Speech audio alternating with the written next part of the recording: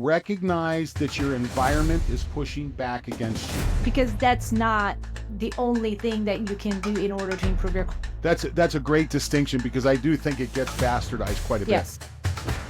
Welcome back to 90% Healthy Podcast. I'm Claudia and I've got Don Moxley here with me. And today we're diving into an interesting topic, right? Yeah, I think it is. It's a topic that has a lot of interest, particularly lately. It's kind of, listen, we're going to be talking about VO2 today.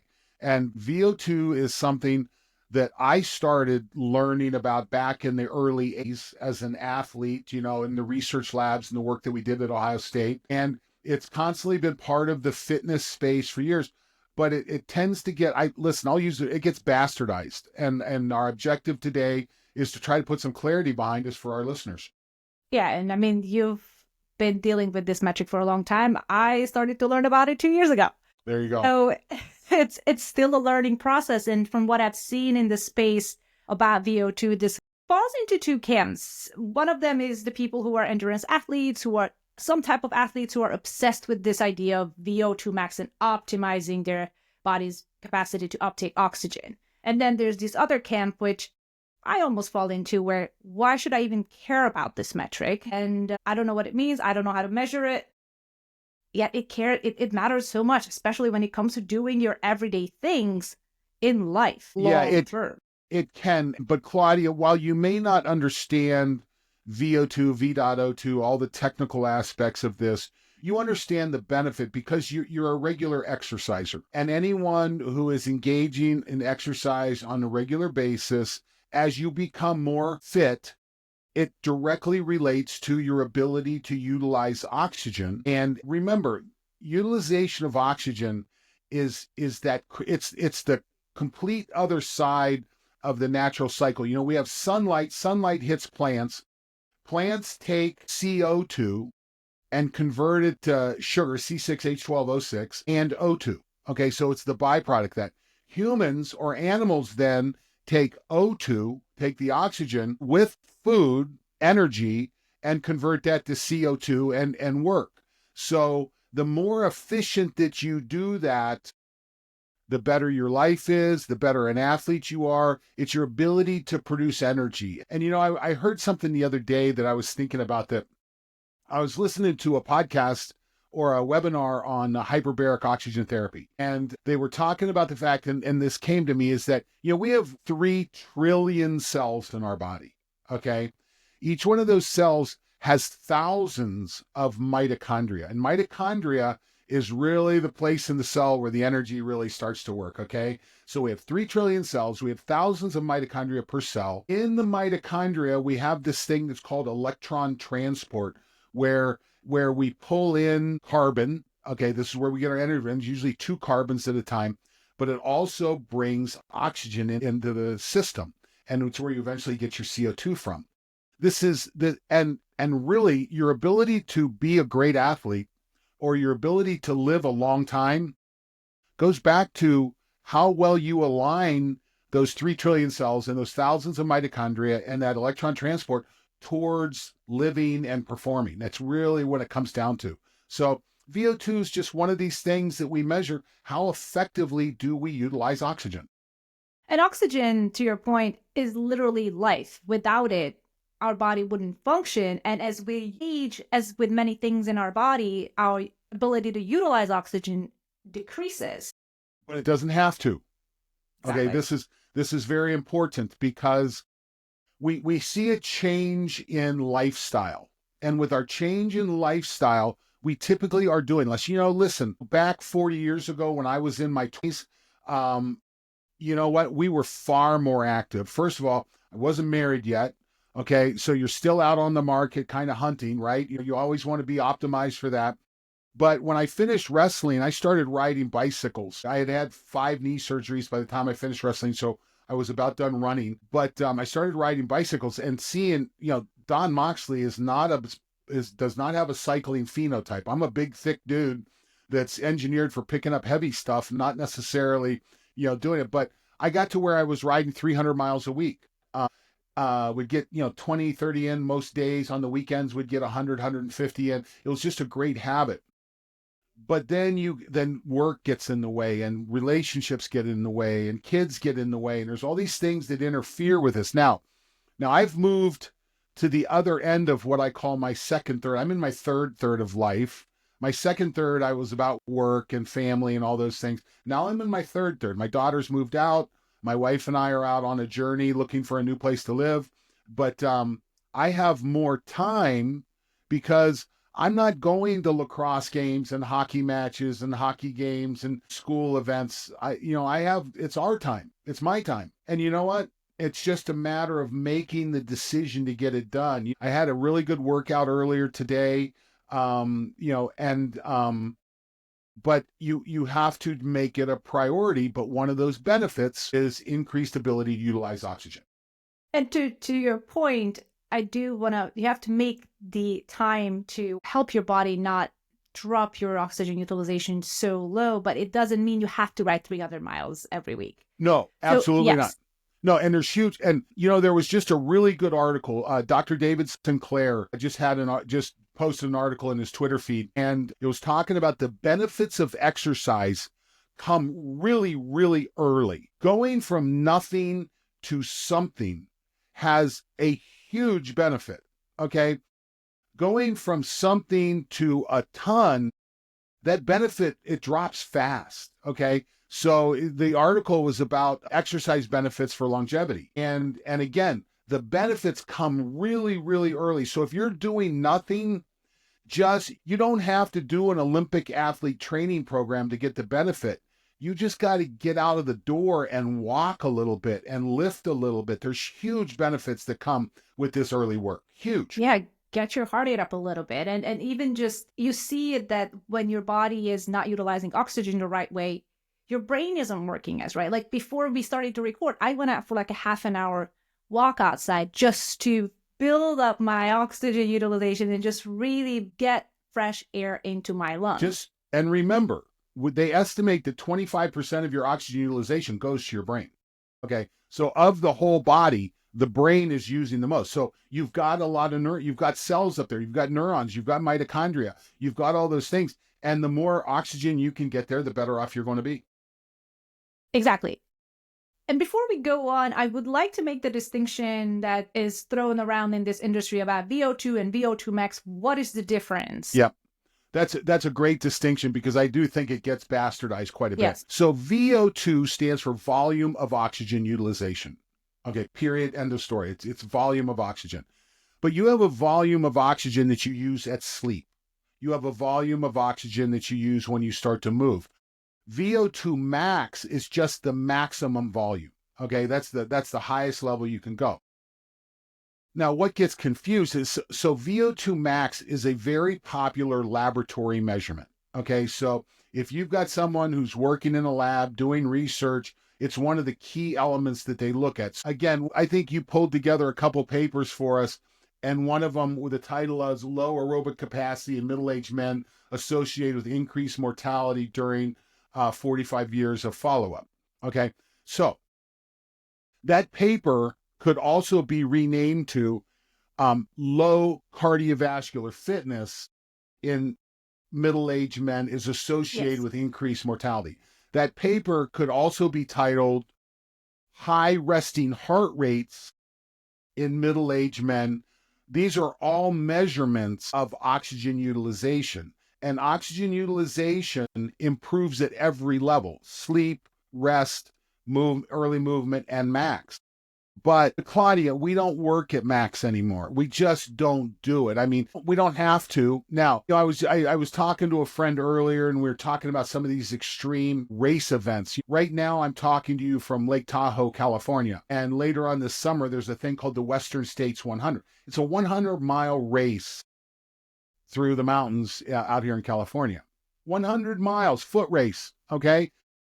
Nuck and futz, okay? There's no two ways about it, okay? And again, it doesn't fit my genetics at all. But we were talking about one of the people racing it, and he used the term, he's going to hammer the whole course. Okay, that sounds what he exhausting. said. Well, listen, I remember I remember when I first started paying attention, you were just trying to survive marathons and ultra marathons. Okay. You're just trying to get through.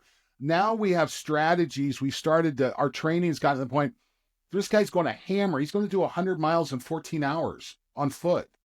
That's nuts. It's It's not. just, it's such an outlier. But there's someone with a ridiculously high VO2 max. Okay. Very high. Tour de France cyclists, very high VO2 maxes.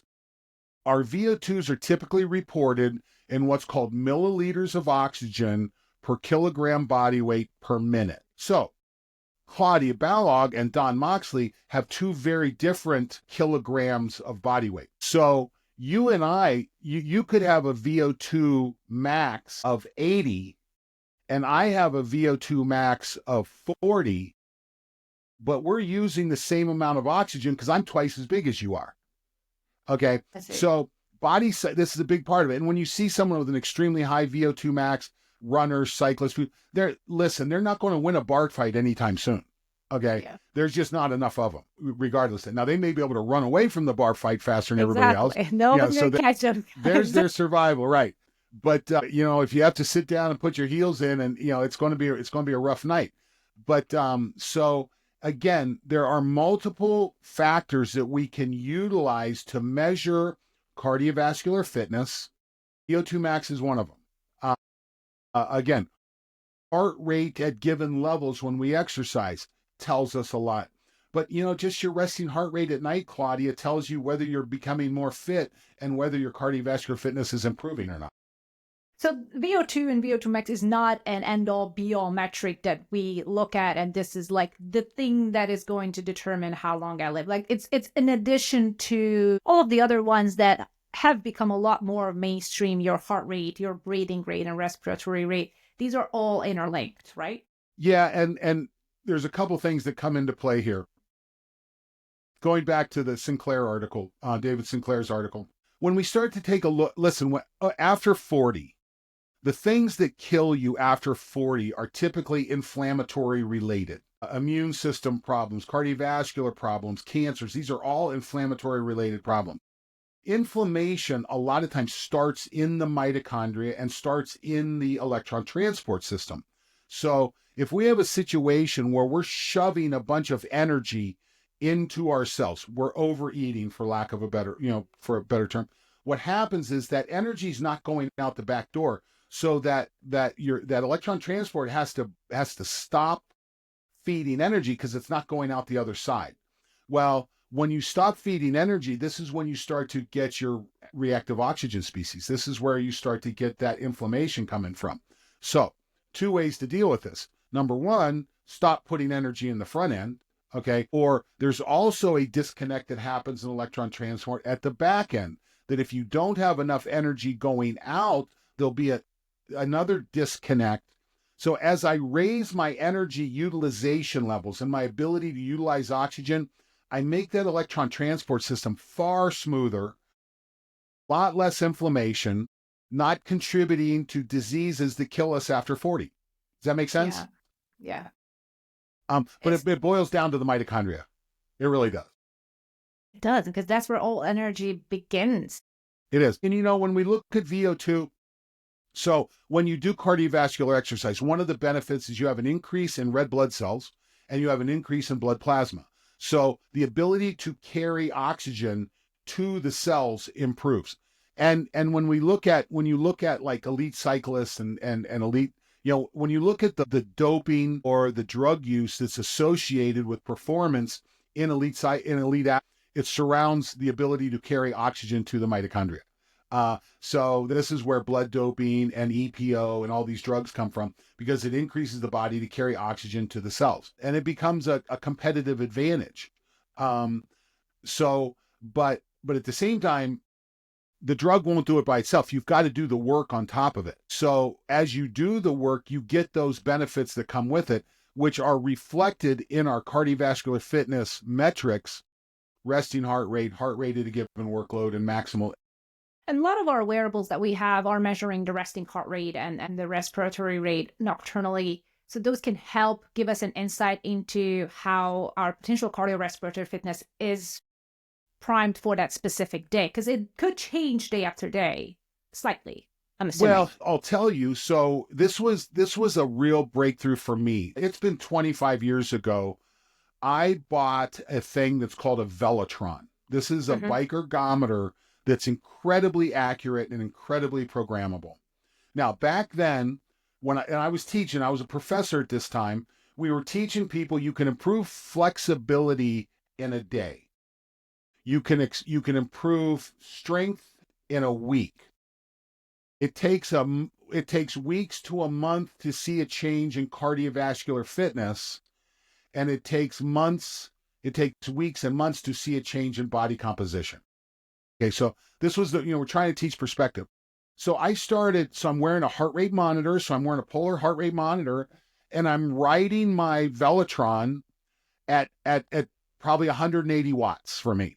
And I come back the next day to do a ride at the same heart rate. Well, at 180 watts, my average heart rate dropped to almost 2 beats. And it did. So I was dropping 1 beat per minute or 2 beats per minute every workout on the average. So 10 days in, where that 180 watts had me at a heart rate of, let's say, 150, 10 days later, I was at 140. So the workload was held constant, but my body was not having to beat as many times to do the work because I had the improved blood flow, I had the improved blood plasma, I had the improved efficiency at the mitochondrial level. So we can see a change in cardiovascular pretty quickly. Very interesting. The question is, do you have instrumentation that's accurate enough to measure that, to see that? Because a lot of people, or where, at least when I see somebody measuring VO2 or VO2 max, I'm looking at a picture of a person on a bike or on a treadmill with an oxygen mask on their face. It's not something that is accessible for most of us. So what are some of the Becoming ways more we can do? accessible. So let's just talk about that. So some of the new improvements with technology, there's some really cool face mask VO2 units out there on the market right now that are from a professional standpoint, like if you're a fitness trainer or something like that, this is something you can put in your cadre of tools and services you can offer your client. But know this, you don't have to go to max. When my cardiovascular improvement improves, it improves at rest, it improves at every workload, and then it also improves at max. But you and I, when we were talking about this episode before, I talked about the joke in exercise physiology was George Jetsoning someone off the back of the treadmill. Now, Claudia was not aware of the George Jetson's reference. Grew up in a different country. Yeah, And we were and like, it's who's this? Who? there's an age thing, there's a cultural thing, but there's in the closing credits of the Jetsons cartoon, George Jetson's taking his dog Astro for a walk, and he sees a cat, and the treadmill gets out of control, and that shoots him, and he gets caught in the treadmill. It's just a But listen, if I've seen one person fly off the back of a treadmill doing a VO2 test, I've seen a dozen. Okay, That it's is wild. it's not something we strive for. Don't get me wrong. No, of course We're not not. trying to do that. But if you do enough testing, it happens.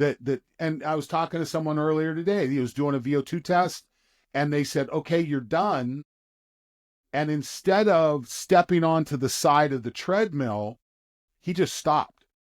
And the treadmill took his legs right out from under him. So when we're doing VO2 max testing, I spend a lot of time instructing, okay, at the end of this test, when I tell you you're done, I want you to grab the handrails. I want you to stabilize your speed. Then I want you to slowly work on getting your feet on this.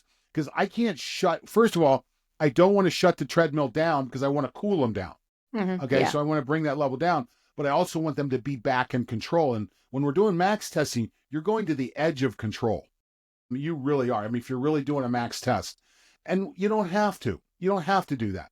There's great ways to estimate VO2. You're wearing an Aura ring. I have an Aura ring. Aura put this in their last edition. You can go out and do a 1 mile walk test and get an accurate VO2 estimate. You can. What does that entail before you continue? Like the walk, You know- you walk 1 mile at a high speed, or No, what you is just walk. Just normal? walk. We're looking at the heart rate response during the walk. We're not running. We're just doing a walk test. There's the Cooper 12-minute. There are 100 different tests that you can accurately estimate your VO2. So, you go out and you do your 1 mile walk test. You get a heart rate of, let's say you're in very poor condition, and while you're doing your walk test, your heart rate goes to 140 beats a minute, and you do that 1 mile walk, let's say in 7 minutes. Okay, that's a marker. It's a milepost. You go engage in physical activity. You start to do exercise. You come back a month later. That 1 mile walk test may only, where it took 14 at the first time, it may only take 13 minutes the second time. Where it went to 140 beats a minute, you only go to 130 beats a minute the second time. Those are all parameters that would be associated with improved cardiovascular fitness. And we can estimate it very, very accurately. Even with, when I was coaching at Ohio State with my wrestlers, we measured VO2, or we estimated VO2, but we did a maximal K test. So the guys went out on the track, we marked, it's like 5.5 laps or something like that. And they went out and ran as hard as they could. And so there's one person that takes off way in front. I like to think of these as the normal curve. Okay? If you think about a normal statistical curve, I have one guy that comes in way ahead of everybody. Yeah. And then there's someone a little behind him and someone a little closer behind him, and then maybe two. And then you start to see the end pick up towards the mean of the actual test. And then it goes the other direction until there's someone dragging in at the very end who's having trouble finishing the test. So that's the normal distribution curve. So this is how we estimated VO2. And if I took those guys, we've done the work in the past. We'll do that test, then we'll take them into a lab and we'll do a VO2 max test using a mask, measuring O2, CO2, looking at respiration rates. We'll do all that. Well, they'll line up perfectly.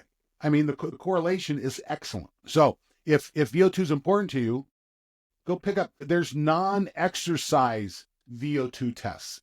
If you go in and Google a non-exercise VO2 test, there's a thing that comes up called the omnicalculator.com sports VO2 max. And you can estimate it with resting heart rate. There's lots of ways. Now, VO2 max, if you want an absolute measure of it, you've got to get right to where you almost George Jetson off the back. You want to be measuring oxygen. Okay. I see. But most people don't need that. I mean, Most that's the 1% of the population that's Yeah. very athletic and very obsessive athletic, and just, you don't need to do that. But you can see an improvement in cardiovascular fitness, resting heart rate, nighttime sleeping heart rate, resting heart rate at a given work level, or at max.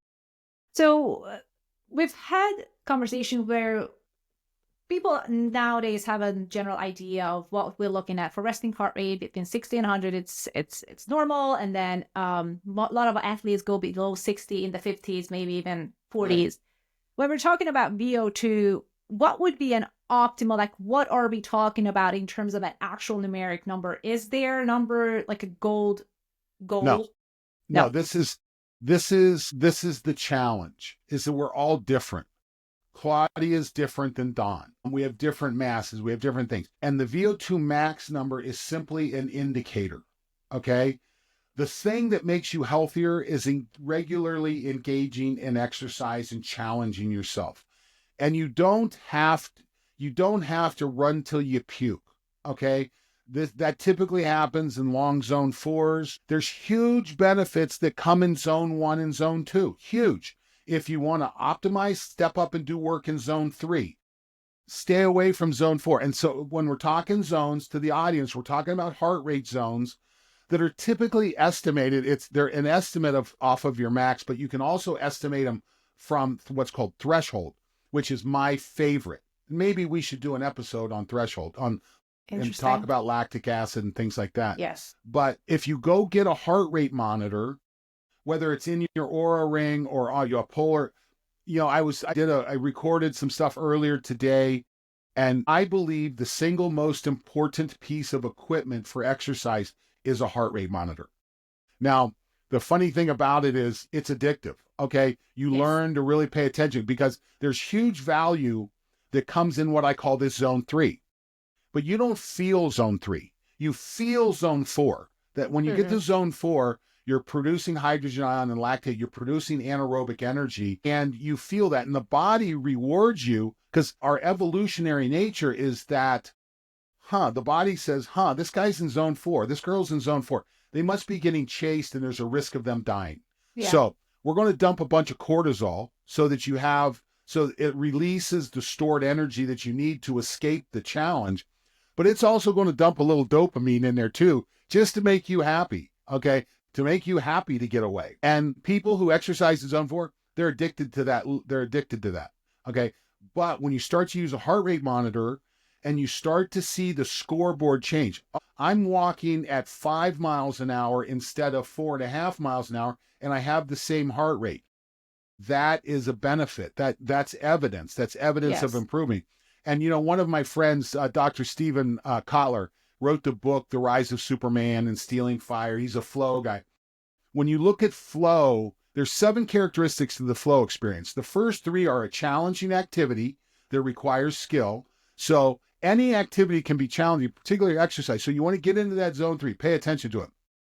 There's a merging of action and awareness. So I'm doing it and it just becomes natural, and there's clear goals and feedback. I'm walking faster. I've got the right heart rate. Okay, that I'm 3 steps into the 7-step part of being in flow, the ultimate experience, the ultimate place to be. So Yeah. that's where the feedback really becomes valuable, because it gets you into flow and gives you positive feedback without having to depend on the dopamine that comes from the cortisol. And it's very interesting when we talk about different zones and how you said that once you step into that zone 4, your body just rushes you with these happy hormones. I noticed that when I take a kickboxing class, Yeah. where it's just high intensity, you're crushing it for almost like the entire 45 minutes to an hour. And then I'm curious to look at where was my heart rate throughout that workout. And it was, of course, mostly in zone 3 or 4. Yeah, And it's then when very I foreign, do, shouldn't it? yes, big time. And then Yeah. when I do something where I want to focus a little bit more on that increased fat burn or increased, I'm not even sure how Yeah, be exactly careful zone, about that. Yeah, be careful. yeah, but zone 2, where it's a little bit, it is one of those things where I can hardly feel that I'm actually putting in an effort. And But it has so much good. without the feedback, you're like, am I wasting my time? Right. You're not. You have to have, okay, so again, you and I are in 2 different phases of life. You're starting second third, I'm starting third, okay? And so back when I was your age, I was riding my bike 300 miles a week. I was doing this kind of stuff. I was still the college, I was still trying to be the college athlete I was 4 and 5 years before that. Now, the college athlete I was I mean, we were pushing everything to the limit. Okay, we're trying to, you're trying to win national titles, and you're trying to do these things. You're trying to compete at an elite level. I mean, it was a huge investment of time and effort. So you still like the time and effort. You still like the dopamine that comes with just training to the bone, we used to call it. But now in my third, you know what? There's huge longevity benefits that come from zone 2 and zone 3. I'll tell you something that, and I've not really put this out in the sphere of some kind. I had a device, and in our last podcast we talked about HRV, okay? And I had a device that was measuring HRV in real time. Now, most of the time when we start to train, we expect HRV to drop very, very low. It goes to 8 or 10 milliseconds. The body's saying, hey, you're obviously working. I'm going to give you the resources that you need. I was doing zone 1 work. I had a knee surgery 4 years ago that I got an infection from, a MRSA infection from, and I was very, very ill for 60 days. I was in bed for 2 months. I was on IV antibiotics. I was eating 6 Percocets a day for September. I mean, I Oh was my hurting. God. So I'm past that now, but my knee still takes attention. Okay, I have to pay attention. So I'm just doing zone. So I have my Velotron, and I'm just doing zone work, and I'm not even really paying attention. But I turn this HRV device on, and my zone 1 RMSSDs went off the charts. Interesting. 350 milliseconds, which is, No. yes. Okay. So this is the first evidence that I have seen of a physiological benefit in zone 1. Zone 2 is typically established using a lactic acid measurement. Zone 2 and zone 3 is typically using lactate. But there's really, until now, with wearable tech, I've never been able to see that reaction. Now, the device I was using, they've changed the software, so I can't go back and redo it. So I'm trying to figure out a way to do this. But I not only did it happen once, I was able to repeat this. And Claudia, you'll love this. So I'm riding one day by myself. I'm sitting looking at like a 250 millisecond RMSSD while I'm riding. My brother called me. And so I answer the phone. As soon as I answer the phone, boom, I drop down to 50 milliseconds. Okay. Well, all of a sudden there's attention. My attention flips.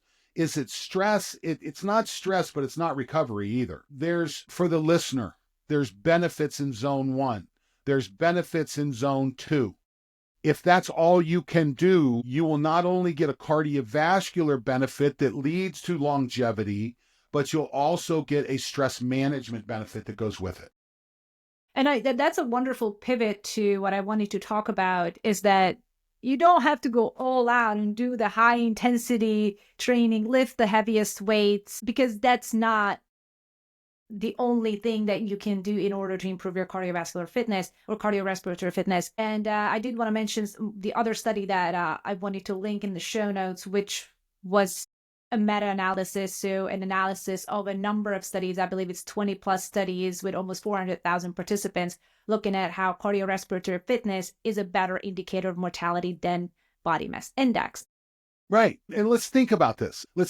Someone with a higher cardiovascular fitness level is going to be more active. Oh, and by the way, when you're more active, you tend to utilize energy better. You're going to have an improved body mass index or body composition. Shazam. Yeah, I mean, this isn't hard to figure out. The more you move, the better. But you don't, so many people measure their fitness based on the puddles of sweat next to the thing. Guilty. You don't have to do for a long time. You don't have to do that. Again, this is where we live in a time where we have really good technology. You know, I was just talking to Chuck Hazard. I think you know Chuck as well. And Chuck was talking about his Apple Watch. I'm not a huge Apple Watch fan when it comes to exercise, mainly because I'm kind of a prude and I use higher level tools. Yeah. And I've gotten to where I only wear my Apple Watch on travel days so my wife and I can communicate on it instead of having me get my phone out. But he loves his Apple Watch Ultra. He loves what it does for him. So I got to go back and revisit that personally. But we all have a device. I mean, listen, I don't know how many people have Apple Watches now, but it's a shitload. That's a lot. Yeah. And if you just want to start to experiment with heart rate and heart rate at workloads, Apple does a pretty good job. You can see your average speed, your average distance, and your average heart rate. If you're engaging in cardiovascular fitness and it's leading to a benefit, the time to distance will lower, the heart rate to distance will lower. Those are all measurements of cardiovascular efficiency. Yes. And before we wrap up, I wanted to touch a little bit on some of the things people can do besides activity. I mean, one of the reasons that cardiorespiratory fitness declines as we age is our sedentary lifestyle, is Just that we don't active. move enough. But with that comes our way of breathing. We often sit like this, breathe very shallow, and we don't get enough oxygen into our system. So I wonder, I know you just pricked up, it does, we do that. It does. You absolutely forget. And it's very interesting that, and I wonder if it is true or not, where practicing diaphragmatic belly breathing would actually help at all maintain a healthier, higher level of VO2. Or I don't know if it's going to affect VO2. It's certainly going to affect your stress response. So there's no doubt. And again, we talked about this in the last episode with HRV. There's no doubt as you belly breathe, you can improve your stress levels. And stress will detract from VO2. It's going to detract. That's the misalignment of the 3 trillion cells with the thousands of mitochondria and the electron transporters. I mean, stress is disorders those. Disorder leads to disease. Yes. So those go hand in hand. But if you want to improve VO2, you have to move. And that's some of the idea behind the 90% Healthy podcast, where we want you to have 1% shifts. If you haven't moved for months, don't go take a HIIT class right away. No. Start with a walk. Start with a hike, brisk walk, something small, so you can consistently. Yeah. Go get a dog and walk your dog and pick up its poop. But get a dog, and that puts there was a study. I don't have it. I don't know. Maybe we can find it, but there's this ridiculously high correlation between owning a dog and cardiovascular fitness. Okay, because you've got to get out and move. You do. You've got to take the dog for a walk. But go to Sinclair. The benefit comes early. And if you can manage, if you do have a device that measures it, you will be able to actually track the Yeah. benefit. And those devices are now so affordable and so approachable. You know, I was taught when we were talking to Chuck, he was talking about the Garmin watch. How just he's thoroughly impressed with that. I'm kind of an Apple person, so I stick with, on the Apple platform. But so what, or an Apple Watch. There again, an Apple Watch is very accurate. So you can turn your heart rate on there. It does a really good job. If you do Peloton classes, you can have your Apple Watch go through the Peloton class app and give you your heart rate on your Peloton machine, whether it's at home or at a club. I mean, these things are all getting intertwined. But paying attention to your heart rates and your cardiovascular fitness, absolutely, it's a key to longevity. So I got one more question for you, which comes from, yes, we said start somewhere depending on where your baseline is. How do you know when you can turn up to second gear? You turn up every day. Okay. Okay. Do a little bit more. It's not good to do the same thing all the time. Okay. The body adapts to it and eventually has a negative effect. Okay. So you're always turning that up just a little bit. Recognize that your environment is pushing back against you. Okay. We live in an environment where the environment is asking us to move less. The environment is asking us to eat shittier food. Our environment is asking us to sleep less. Our environment is asking us to get less light on our skin. Okay. Our environment is pushing hard against us. Big time. So take a step back and say, okay, what do I need to do to at least fight against the environmental push, but then get the most out of what I'm doing? Yeah, it sounds really bad. It's like it's a mismatch of where we live and what we can do about Well, we it. live in a pretty interesting time, but there's a cost to that and we have to pay attention to it. Yeah, but you can make it work for you. It just Absolutely. it will take time and investment. So we talked a lot about metrics and how to work out zones, but at the end of the day, it's important to find out what works for you and where you are starting Absolutely. at. Absolutely. And don't overwhelm yourself. And see a lot of people getting super overwhelmed when they start something new, like, oh, I have to do all these things. And the truth is, you just have to do 1% better, Yes. because that will have a lasting impact. And in this podcast, we just want to take you to be 90% healthy, to really get there without having to be discouraged that it's too much that you can handle. Right. You can handle this. Everyone can handle this. I mean, if you have an 85-year-old who's having trouble moving around, engage. Okay. Recognize that Yes. there's a benefit. Just engage. Engage with us. We would Yes. like you to make sure to like and subscribe and leave us comments, ask us questions. We would love to address them on the show or offline. So reach out to us. We're here for you. That's why we're doing this. Thanks, Have a great Don. day. Have a good one.